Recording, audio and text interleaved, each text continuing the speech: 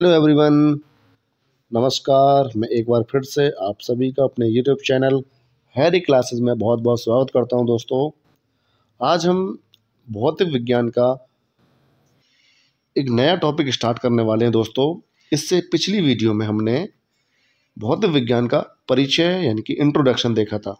तो दोस्तों, आज हम इस वीडियो में एक नया टॉपिक जिसका नाम है मापन एवं मात्रक, मेजरमेंट एंड यूनिट्स। क्लियर दोस्तों, आज हम इसके बारे में समझेंगे कि मापन किसे कहते हैं, मात्रक किसे कहते हैं। तो दोस्तों, इनको समझने से पहले आपको कुछ बेसिक बातें जाननी ज़रूरी हैं। जैसे मैंने यहाँ पे आपके लिए हेडिंग लगा रखी है, सबसे पहले राशि। क्लियर दोस्तों, तो राशि किसे कहते हैं दोस्तों?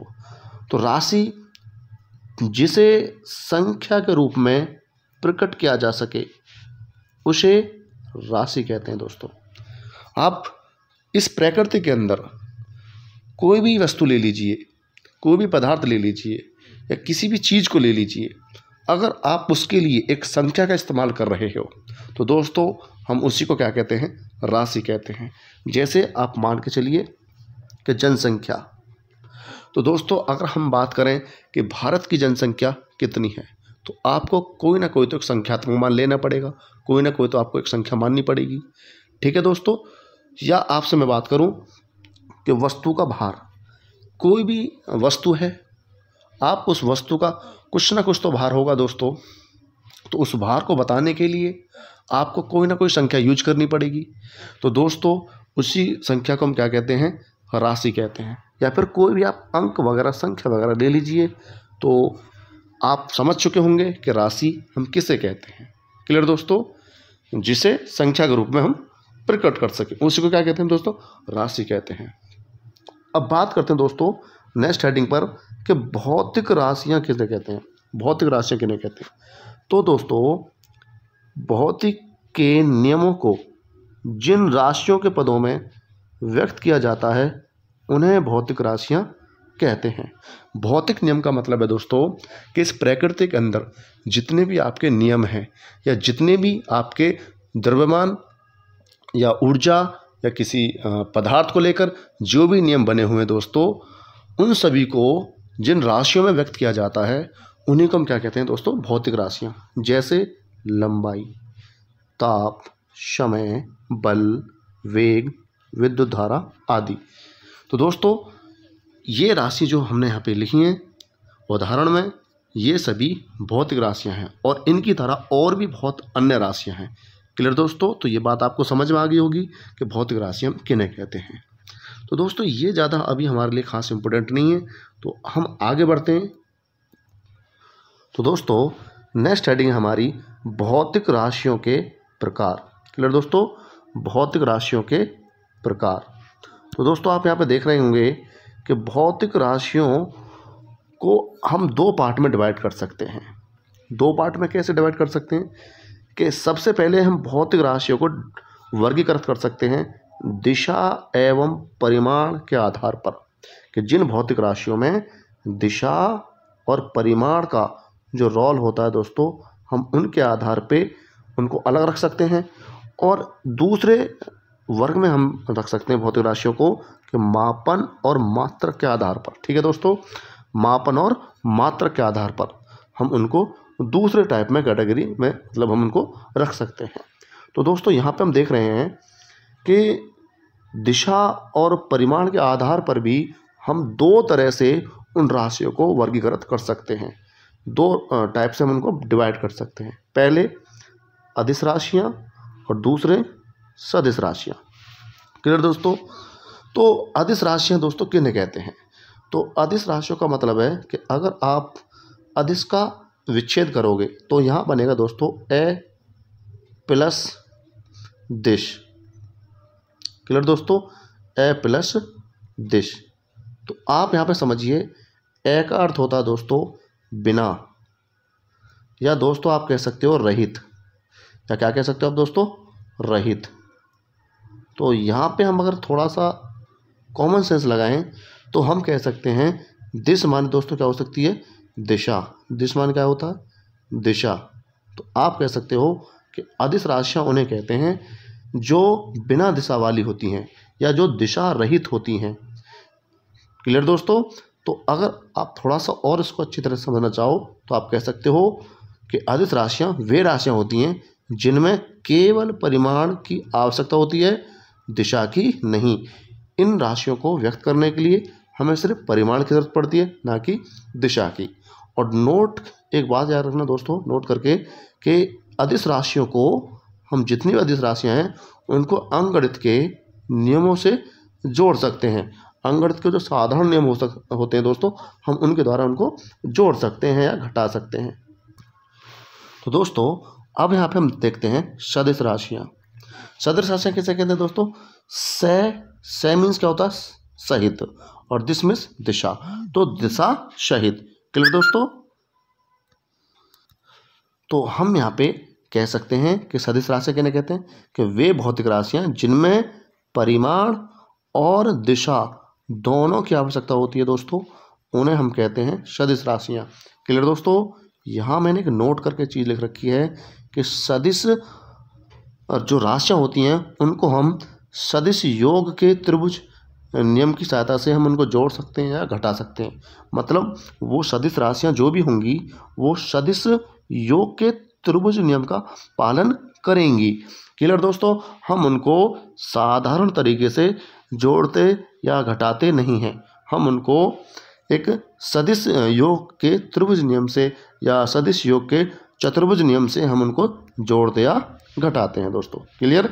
तो आगे हम समझेंगे कि सदिश योग के त्रिभुज नियम क्या हैं क्या नहीं है, क्योंकि दोस्तों यहाँ पे इस बात की जो मैंने नोट करके लिख रखा है इसकी जरूरत पड़ेगी हमें। एक राशि आएगी हमारे सामने, वैद्युत धारा। दोस्तों हमारे सामने राशि आएगी यहाँ पे वैद्युत धारा। क्लियर दोस्तों? तो वैद्युत धारा जो राशि है दोस्तों वो कैसी राशि है? तो आप बोलोगे वैद्युत धारा जो राशि है वो दोस्तों वो अदिश राशि है या सदिश राशि है? तो आप बोलोगे कि इसमें तो परिमाण भी होता है, इसमें दिशा भी होती है, क्योंकि जब हम किसी भी परिपथ में दिशा को दर्शाते हैं तो हम उसमें एक तीर का निशान, एक एरो का निशान हम उसमें यूज करते हैं। तो मान के चलिए मैंने यहाँ पे चालक ले लिया यहाँ पे, और यहाँ पे मैंने तीर के द्वारा, यानी कि वो इधर से इधर दिशा में बह रही है, तो यहाँ पे मान के चलिए आप 2 एम्पियर लिख लिया आपने, 2 एम्पियर। तो 2 एम्पियर क्या है दोस्तों? इसमें 2 क्या है? इसका परिमाण है। लेकिन और ये जो तीर है, ये जो तीर दिखाई दे रहा है यहाँ पे आपको, ये इसकी दिशा को बता रहा है। तो इसमें दिशा भी है और इसमें परिमाण भी है, दोनों चीज़ें हैं। तो इसके आधार पर हम बोल सकते हैं कि विद्युत धारा कैसी राशि होनी चाहिए? तो विद्युत धारा सदिश राशि होनी चाहिए। लेकिन दोस्तों ये एक अदिश राशि है। विद्युत धारा कैसी राशि है दोस्तों? अदिश राशि है। क्यों? क्योंकि ये सिर्फ एक ही शर्त को पूरा नहीं करती है, और वो शर्त है हमारी कि ये सदिश योग के त्रिभुज नियम का पालन नहीं करती है दोस्तों। आगे हम इसको बहुत डिटेल से पढ़ेंगे जब हम विद्युत धारा वाला टॉपिक चलाएंगे दोस्तों, तो वहाँ पे आपको मैं समझाऊंगा कि ये सदिश योग के त्रिभुज नियम का पालन क्यों नहीं करती है। क्लियर दोस्तों? आगे बढ़ते हैं। तो दोस्तों मैंने यहाँ पे इधर लिख रखा है मापन या मात्रा के आधार पर राशियाँ। तो इनके आधार पर भी हम 3 प्रकार से राशि को डिवाइड कर सकते हैं, मापन और मात्रा के आधार पर भी। कैसे? कि सबसे पहले होती है हमारी मूल राशियाँ, दूसरी व्युत्पन्न राशियाँ, और तीसरी पूरक राशियाँ। क्लियर दोस्तों? तो 3 प्रकार से हम इनको वर्गीकृत कर सकते हैं। तो अगर आपसे कोई पूछे कि मूल राशियाँ कितनी होती हैं दोस्तों, इनकी संख्या होती है 7। व्युत्पन्न राशियाँ वो बहुत अनंत होती हैं, मतलब बहुत ज़्यादा होती हैं, आप जितना चाहो बना सकते हो। क्लियर दोस्तों? और पूरक राशियों की संख्या होती है केवल 2। अब मैं सबसे पहले ये बताता हूँ कि मूल मतलब पहले, तो यानी कि वे राशियाँ जो पूर्णतः क्या हो दोस्तों? स्वतंत्र हों, जो किसी पर भी निर्भर ना हो, जो स्वयं से अपना एक मान रखती हों। क्लियर दोस्तों? तो उन्हें हम क्या कहते हैं? मूल राशियाँ। अब बात करते हैं व्युत्पन्न राशियाँ। तो दोस्तों ये जो व्युत्पन्न राशियाँ हैं ये मूल राशियों की सहायता से ही बनाई जाती हैं।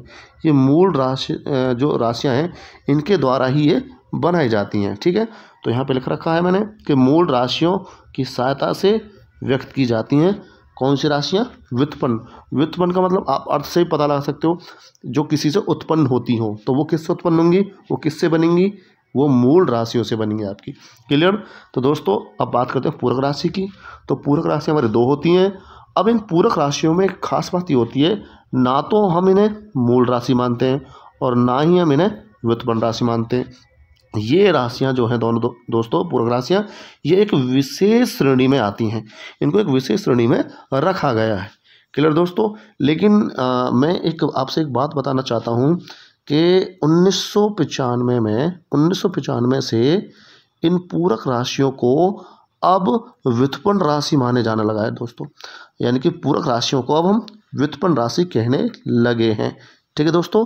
जो कुछ लेटेस्ट वाली बुकें हैं आप उनमें पढ़ोगे तो पूरक राशियों को 1995 में व्युत्पन्न राशियों के अंतर्गत रख दिया गया है। ठीक है। तो दोस्तों आगे बढ़, तो दोस्तों अब यहाँ पे हमने हेडिंग लगा रखी है अदिश राशियाँ, यानी कि स्केलर क्वांटिटी कौन कौन सी होती हैं। तो दोस्तों मैंने यहाँ पे आपके लिए उदाहरण लिख रखे हैं। तो अदिश राशियाँ किसने कहते हैं, जिनमें दिशा नहीं होती है, यानी कि परिमाण की आवश्यकता होती है।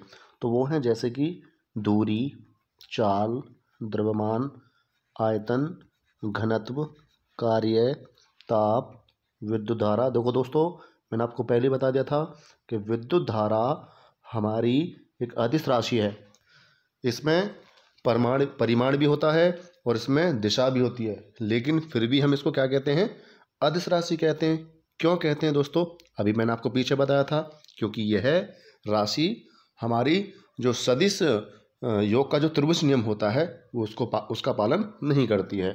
तो दोस्तों आगे बढ़ते हैं। समय, ऊर्जा, शक्ति, दाब, आवृत्ति, आवेश, ऊष्मा, विभव, विशिष्ट ऊष्मा और इसी तरह से दोस्तों हमारी अन्य राशियां हैं जो अदिश राशियां मानी जाती हैं। तो दोस्तों अभी हम ये जितनी भी राशियां हमने पढ़ी हैं इन सबको दोस्तों हम नेक्स्ट चैप्टर में बहुत ही डिटेल से समझेंगे, बहुत ही अच्छे तरीके से समझेंगे। तो वहाँ पे जाके हम इनका कारण भी जानेंगे दोस्तों कि ये अदिश राशियाँ क्यों हैं। क्लियर दोस्तों। फिलहाल अभी हम बस ये याद रखेंगे कि हाँ ये जितनी की जितनी हमने राशि पढ़ी है ये सब क्या है, अदिश हैं। क्लियर दोस्तों। आगे बढ़ते हैं। सदिश राशियाँ, वेक्टर क्वांटिटीज। क्लियर दोस्तों। तो सदिश राशियाँ किन्हें कहते हैं, जिनमें परिमाण की आवश्यकता पड़ती है और जिनमें दिशा की भी आवश्यकता पड़ती है। और एक मैंने नोट करके लिखवाया था, आपको याद होगा कि ये जो राशियाँ होती हैं सदिश राशियाँ, ये सदिश योग का जो त्रिभुज नियम होता है उसका ये पालन करती हैं। तो दोस्तों मैंने यहाँ पे कुछ उदाहरण लिख रखे हैं, जैसे विस्थापन है, वेग है, त्वरण, बल, संवेग, आवेग, कोणीय वेग, भार, बल आघूर्ण, चुंबकीय आघूर्ण, वैद्युत क्षेत्र, चुंबकीय क्षेत्र, विद्युत तीव्रता, चुंबकन तीव्रता और ऐसी और भी अन्य राशि होती हैं जो हम सदिश राशियों में पढ़ते हैं। तो दोस्तों मोस्टली आप अगर इन थोड़ा सा अभी थोड़ा गौर दो ना इन राशियों पे, तो आपको लग रहा होगा कि जहाँ पे वेग आ रहा है, जहाँ पर वेग शब्द आ रहा है, तो वो राशियाँ, जहाँ पर भी वेग शब्द आ रहा है वो राशियाँ सदिश राशियाँ होती हैं। जहाँ पर आपका आघूर्ण शब्द नज़र आ रहा है वो हमारी सदिश राशियाँ होती हैं। जहाँ पे क्षेत्र नज़र आ रहा है वहाँ भी हमें सदिश राशियाँ नज़र आती हैं। और जहाँ पे तीव्रता वाले शब्द होते हैं, तो आप अगर इनको 2-4 बार दोस्तों रिवाइज करोगे और थोड़ा सा भी कॉमन सेंस लगा के इनको याद करोगे तो ये सारी की सारी आपको याद हो जाएंगी। क्लियर दोस्तों। आगे बढ़ते हैं नेक्स्ट। तो दोस्तों अब हम पढ़ने वाले हैं मूल राशियाँ, फंडामेंटल या फिर बेस क्वांटिटीज। दोस्तों मैं आपको समझा दूं कि भौतिक विज्ञान के अंदर मूल राशियों की संख्या कितनी मानी गई है दोस्तों। तो मैंने आपको बताया था मूल राशियों की संख्या मानी गई है 7। क्लियर दोस्तों, आपको पता होगी। तो सबसे पहले मैंने यहाँ पे लिख रखा है, सबसे पहले लंबाई, यानी कि हम पहले बात करेंगे मूल राशियों की और उन मूल राशियों का मात्रक क्या है और उन मात्रकों के प्रतीक क्या हैं और फिर विमा क्या होती हैं। तो दोस्तों विमा हम थोड़ा सा आगे डिस्कस करेंगे। तो अभी हम फिलहाल बस ये जानेंगे कि ये जो मूल राशियां हैं इनकी क्या विमा बनती हैं। क्लियर दोस्तों। तो सबसे पहले बात करें लंबाई। तो लंबाई का जो मात्रक होता है दोस्तों वो क्या होता है, हमारा मीटर। बात समझ आ रही है दोस्तों। और इसको हम किससे दर्शाते हैं, एम से। किससे दर्शाते हैं दोस्तों, स्मॉल एम से। और इसकी विमा क्या होती है दोस्तों, कैपिटल एल। और दोस्तों ये जो मैंने ब्रैकेट लगा रखा है, आप इसको बड़ा ब्रैकेट मत मानना, इसको हम बोलते हैं स्क्वायर ब्रैकेट, यानी कि वर्ग ब्रैकेट, वर्ग कोष्ठक। इसको क्या कहते हैं दोस्तों, वर्ग कोष्टक। ये एक नियम होता है कि हम जितनी भी किसी भी भौतिक राशियों की विमाएँ लिखते हैं, हम उनके जो घातें होती हैं, जो उन भौतिक राशियों की जो मूल मात्रक होते हैं और मूल मात्रक की जो घातें होती हैं, उनको एक वर्ग कोष्टक के अंदर कैपिटल लेटर में लिखते हैं दोस्तों। क्लियर? तो आगे बढ़ते हैं। दूसरी मैंने यहाँ पे दोस्तों मूल राशि लिख रखी है द्रव्यमान। तो द्रव्यमान का जो मात्रक वो क्या है कि दोस्तों किलोग्राम। क्लियर? इसको हम केजी से डिनोट करेंगे और इसकी जो विमा बनेगी वो बनेगी दोस्तों एम। क्लियर दोस्तों? आगे बढ़ते हैं। समय, समय का मात्रक क्या दोस्तों? सेकंड। इसको हम एस से शो करते हैं और इसकी जो विमा बनेंगे वो बनेगी टी। आगे देखते हैं दोस्तों हम ताप। ताप का जो मात्रक दोस्तों वो क्या है? केल्विन है और इसको हम कैपिटल के से इसको डिनोट करते हैं और इसकी जो विमा है या तो हम उसके स्थान पर के लिखेंगे कैपिटल या फिर क्या लिखेंगे दोस्तों? थीटा। क्लियर? आगे बढ़ते हैं। विद्युत धारा, और विद्युत धारा का जो मात्रक है दोस्तों वो है एम्पियर और इसका जो प्रतीक है वो है कैपिटल ए और इसका जो विमा लिखेंगे वो हम ब्रैकेट जो है हमारे वर्ग ब्रैकेट उसके अंदर हम कैपिटल ए लिख देंगे। क्लियर? आगे बढ़ते हैं। ज्योति तीव्रता, इसका जो मात्रक दोस्तों वो है कैंडला और इसको हम सी डी से व्यक्त करते हैं और अगर हम इसकी विमा की बात करें तो सी डी को ही हम एक वर्ग ब्रैकेट के अंदर लिख देंगे।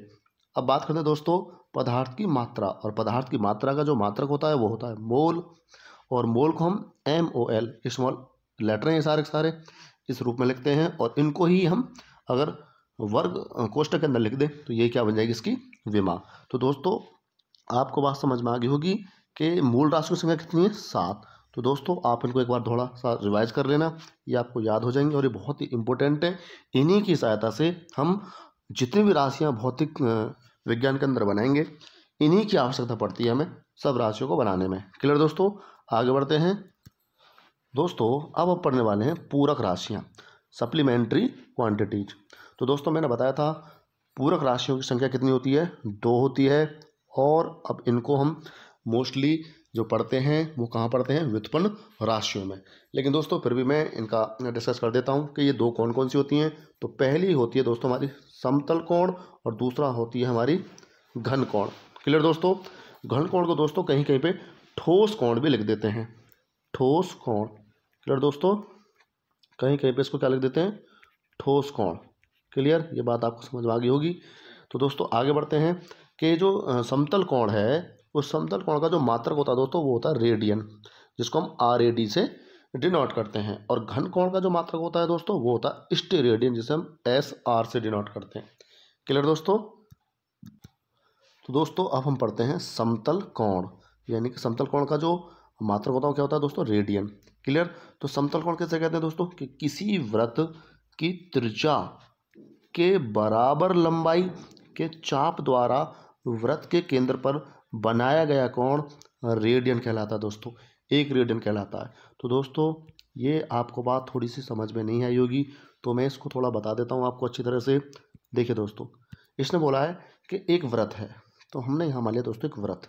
क्लियर दोस्तों? अब मैं आपसे कह देता हूँ कि जो इस वृत्त का जो सेंटर है दोस्तों बीच में, इस सेंटर से ये क्या दोस्तों होगी? हमारी त्रिज्या। ये क्या होगी दोस्तों? त्रिज्या। अब जितनी इस त्रिज्या की लंबाई है उतनी ही लंबाई का यहाँ पे दोस्तों क्या ले लिया? एक चाप ले लो आप यहाँ पे, उतना ही लंबाई का क्या ले लो? एक चाप। जब इस चाप की लंबाई के बराबर इस चाप के द्वारा जो भी सेंटर पे इसके केंद्र पर जो भी कोण बनेगा दोस्तों, जो भी कोण बनेगा वही दोस्तों हमारा क्या कहलाता है? 1 रेडियन के बराबर। ठीक है दोस्तों? वही हमारा रेडियन कहलाता है, वही हमारा समतल कोण कहलाता है। समतल कोण का मतलब दोस्तों कि वृत्त की परिधि पर कोई भी हम चाप ले रहे हैं उसके द्वारा जो केंद्र पर बनाया कोण होता है दोस्तों वही होता है हमारा समतल कोण। तो दोस्तों ये बात आपको समझ में आ गई होगी। आगे बात करते हैं हम। तो दोस्तों अब हम आगे बढ़ते हैं कि पूरे वृत्त में बना हुआ कोण 2 पाई रेडियन का होता है और इस 2 पाई को अगर हम डिग्री में बदलें, जिसे हम डिग्री में क्या कहते हैं दोस्तों? 360 डिग्री कहते हैं। दोस्तों देखो आप मैं आपको एक चीज़ बताने वाला हूँ यहाँ पे कि मान लीजिए ये हमारे पास एक वृत्त है। क्लियर दोस्तों? ये वृत्त है। तो अब इस वृत्त की पूरी परिधि के द्वारा, इस वृत्त की पूरी परिधि के द्वारा जो केंद्र पर जो कोण बनेगा दोस्तों, जो भी केंद्र पर कोण बनेगा, मान चलिए आप यहाँ पे खड़े हो, और यहाँ पूरा एक चक्कर लगाकर वापस यहीं पर आ गए, तो आप बोलोगे मैं 360 डिग्री का कोण आंतरित कर दिया। मैंने कितना कोण आंतरित कर दिया? 360 डिग्री का। तो आपको पता है कि जो हम समतल कोण निकालते हैं वो कैसे निकालते हैं। तो दोस्तों आपको कोण का एक फॉर्मूला मालूम होगा कि कोण बराबर होता है चाप बटे त्रिज्या। क्या होता है दोस्तों? चाप बटे त्रिज्या। ये बात आपको याद रखनी है कि चाप बटे त्रिज्या।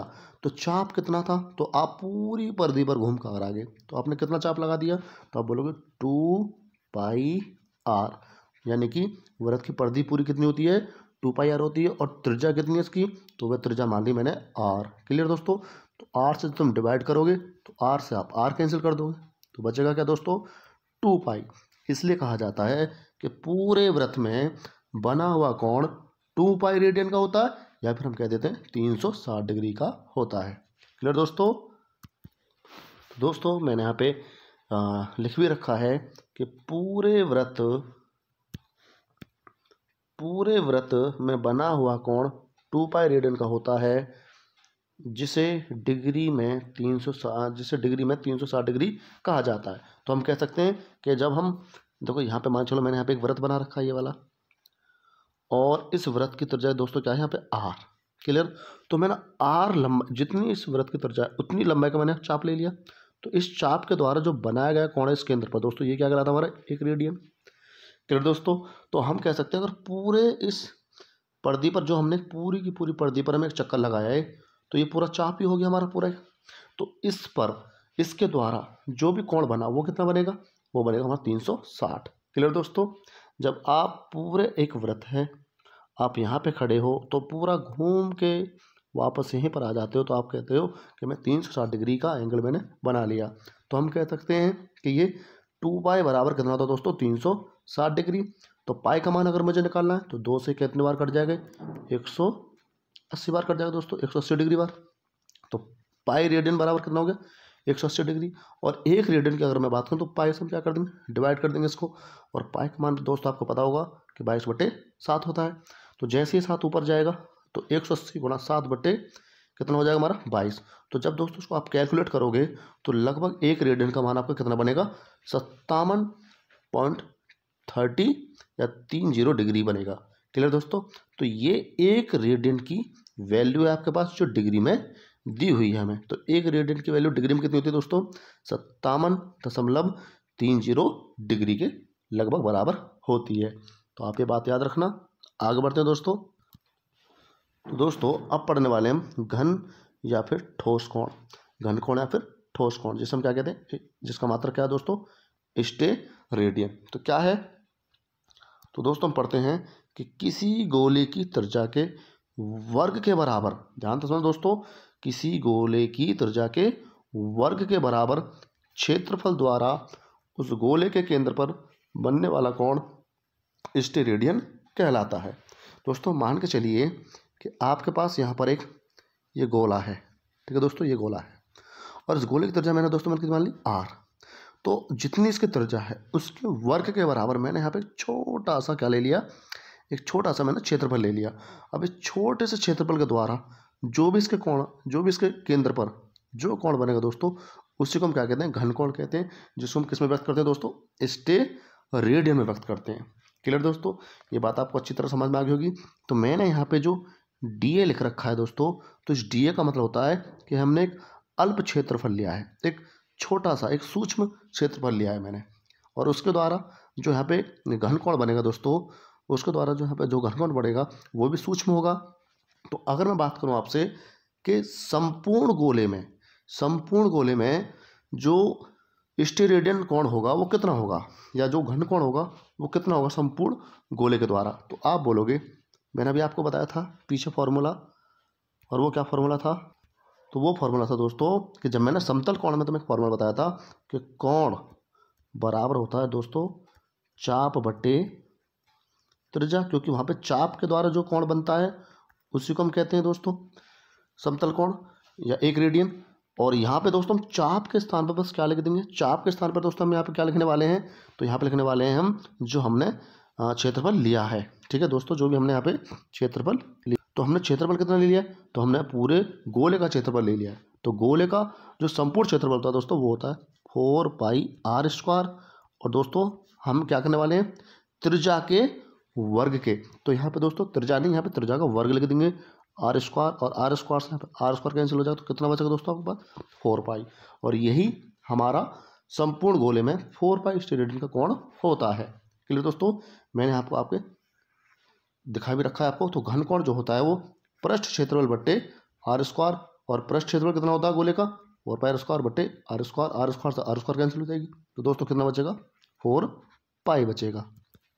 तो दोस्तों अब आगे देखते हैं कि पूरक राशियां मात्रकहीन तथा विमाहीन राशियां हैं, इनका प्रयोग कोणों को दर्शाने के लिए होता है। मैंने आपको पहले ही बता दिया था कि पूरक राशियां दो हैं हमारी, समतल कोण और एक घन कोण या ठोस कोण। तो दोनों दोस्तों क्या हैं, मात्रकहीन, इनका कोई मात्रक नहीं होता है और न इनकी कोई विमा होती है। कैसे, देखो मैं आपको एक बताता हूँ इस बात को, ये क्यों नहीं होती है इनका मात्रक। तो दोस्तों अभी मैंने आपको बताया था कि समतल कोण में कि कोण बराबर क्या होता है दोस्तों, तो कोण बराबर होता है आपका चाप बट्टे त्रिज्या। क्लियर दोस्तों, चाप बट्टे त्रिज्या। तो दोस्तों आप मुझे एक चीज़ बताइए, चाप एक लंबाई तो है, और लंबाई का मात्रक क्या होता है दोस्तों मीटर, और त्रिज्या भी क्या होती है एक लंबाई होती है, तो उसका भी मात्रक क्या होगा मीटर। तो मीटर से दोस्तों मीटर क्या हो जाएगा कैंसिल, तो विमा कहाँ बची, कोई मात्रक बचा। तो इसलिए समतल कोण का और घन कोण का कोई भी मात्रक नहीं होता है। इसी प्रकार यहाँ पे देख लीजिए कि घन कोण जो होता है, घन कोण में मैंने ऊपर लिख रखा है घन कोण बराबर, यहाँ पे आप देख सकते हो घन कोण पृष्ठ क्षेत्रफल, और क्षेत्रफल की जो क्षेत्रफल जो मात्रक होता है वो होता है दोस्तों आपने पढ़ा होगा मीटर स्क्वायर। क्या होता है मीटर स्क्वायर बटे, और यहाँ पे जो त्रिज्या है उस पर वर्ग चढ़ा हुआ है, तो हम यहाँ पे भी त्रिज्या को किस में मापते हैं मीटर में।